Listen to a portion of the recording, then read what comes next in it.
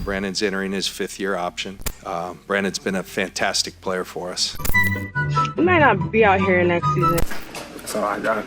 It seems like the moment the San Francisco 49ers lost the Super Bowl to the Kansas City Chiefs, Brandon Aiyuk got straight to business. And in this particular case, he's taken the next necessary step in order to secure what he truly wants. It also could mean that this could be the end of his time with the San Francisco 49ers. So before we get to the content, make sure you drop, like, subscribe, and turn on our notifications to help the channel grow. I'm coming to you guys live from Osaka, Japan. My flight takes off in about 3 hours. I really hope I don't miss it, but I had to get y'all this update. If you guys want to see what I'm up to while I'm traveling, check us out on Snapchat because I'm posting a bunch of stuff there. Now that we get all that out of the way, work!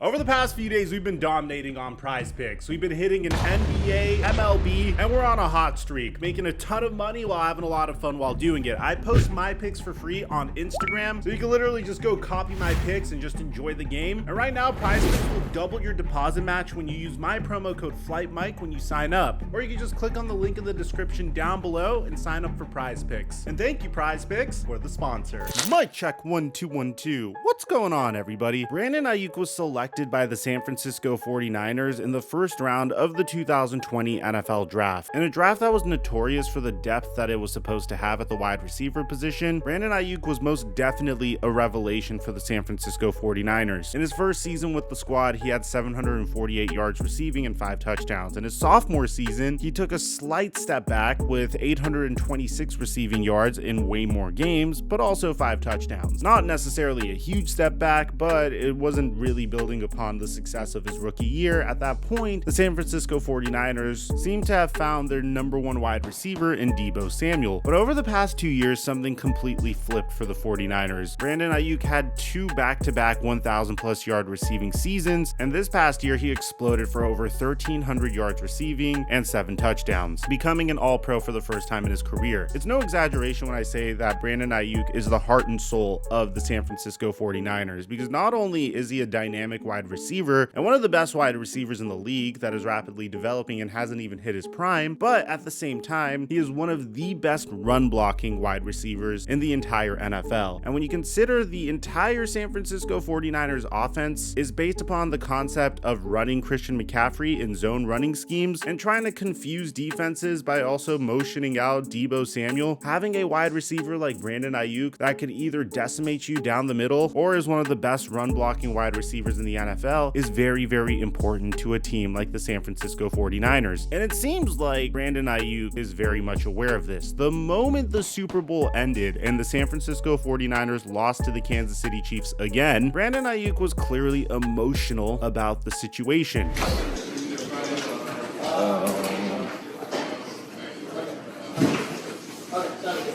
Is this stuff on, sir?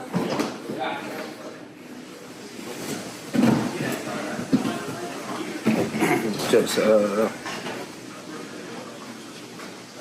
guys that came in to work to be champions every single day. That's all I got. Thanks, Brandon. And immediately after, when he was asked if he was going to stay with the San Francisco 49ers, he said this. It's your hope to remain 49ers moving forward?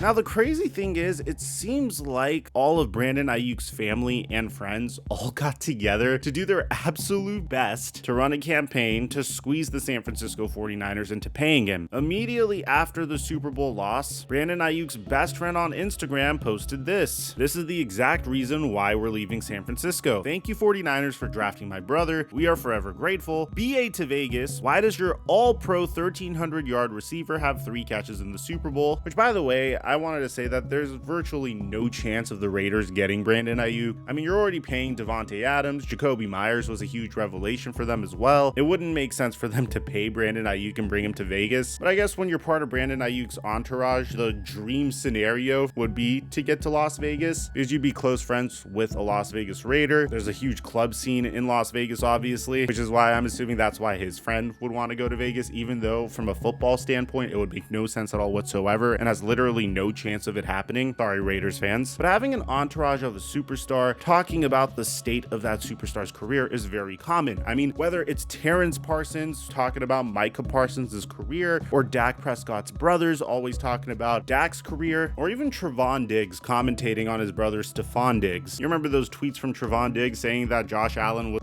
shit before Stephon Diggs got there? Well, it seems like it wasn't only Brandon Aiyuk's best friend that wanted to commentate over this. His girlfriend also chimed in on the situation. Okay, this might have been the last day we touched but on Levi Stadium, me and Braylon, because we might not be out here next season. And finally, the icing on the cake, Brandon Aiyuk posting onto Instagram, don't forget what got you here. So in this case, the 49ers are no strangers to this situation. They literally dealt with Deebo Samuel doing the exact same thing 2 off seasons ago. And when John Lynch was asked about this situation a few weeks ago, this is what he had to say. We're actively talking with Brandon Aiyuk. There are no trade discussions. All of those reports are not accurate. He said that the team would be okay with Aiyuk playing on the 5th-year option. Brandon Aiyuk responded by saying, money talks, bullshit walks. I believe that's what he's trying to say here. Which brings us to the ultimate chess move for Brandon Aiyuk. I mean, we knew that this was going to come at some point or another. And ladies and gentlemen, the reason why I might not make my flight right now is because I'm bringing you guys this particular update. Brandon Aiyuk has officially unfollowed the San Francisco 49ers. Now, the good news is, historically, whenever a player does this, they usually end up back on their original team. Whether it was Kyler Murray scrubbing his Instagram feed of anything to do with the Arizona Cardinals when he was trying to get his contract extension, or Deebo Samuel doing the exact same thing with the San Francisco 49ers a couple seasons ago when he was trying to get his contract extension. But in the case of Brandon Aiyuk, things are a little bit trickier. Brock Purdy's on the lowest salary of any QB in the entire NFL. How you decide to build a team around him is a completely different story. Deebo Samuel's already the 6th highest paid wide receiver in the entire NFL, right below DK Metcalf and AJ Brown, but ahead of Michael Pittman Jr. and the newly signed Calvin Ridley. And I've been on record multiple times saying typically whenever you have a wide receiver that is being paid within the top 5 highest wide receivers of the NFL, usually you won't win a Super Bowl with such player on your team. Now, whether that's a mere coincidence or it's just simply not worth paying a wide receiver significant amounts of money really depends on your football philosophy. But in my personal opinion, going based off of what we've seen recently, teams that win the Super Bowl typically don't have a wide receiver making significant amounts of money on their team. Before you come at me and say, But Mike, Cooper Kupp was a very significant part of the LA Rams Super Bowl run. you have to bear in mind Cooper Kupp wasn't making the type of money that he currently is making. The 49ers dream scenario might be to trade Brandon Aiyuk for a 1st-round pick, because that way you're able to maintain salary cap flexibility for the next 5 years by selecting a wide receiver in the 1st round of the NFL draft. That would be the absolute dream scenario, but then you miss out on what Brandon Aiyuk brought to the table, which is a skill set that's fairly rare in the NFL today. So if teams aren't typically able to win a Super Bowl with one top 5 highest paid wide receiver in the NFL on the roster, what happens when they sign 2 wide receivers to a large contract onto their roster? That might be the case for some of these teams, and it's not just the 49ers that are in this situation. The Philadelphia Eagles have Devontae Smith and AJ Brown. AJ Brown is the 4th highest paid wide receiver in the entire NFL. Miami Dolphins have Tyreek Hill and Jalen Waddle. Typically what has happened in years past is when your top wide receiver gets to a specific age and the cap hit is just too much to undertake, you move on from that. Whether it was the Dallas Cowboys trading Amari Cooper for peanuts on the dollar, or the Buffalo Bills moving on from Stephon Diggs a few weeks ago because they weren't really using him much in the latter part of the season. They were mainly building their offense around James Cook, or the LA Chargers going completely nuclear on their wide receiver core. So it'll be very interesting to see how the San Francisco 49ers handle this situation, because at this point you either trade Brandon Aiyuk for a 1st-round pick and that's all that's worth trading him for, or you pay him and you have 2 wide receivers that are getting paid top 10 money in the NFL. And in the case of Brandon Aiyuk, I don't think that's the furthest stretch. Let me know what you guys think in the comment section down below, especially if you're a 49ers fan. Aside from that, I'm your boy Mike, and I got a flight to catch. I'll catch you guys in our next upload.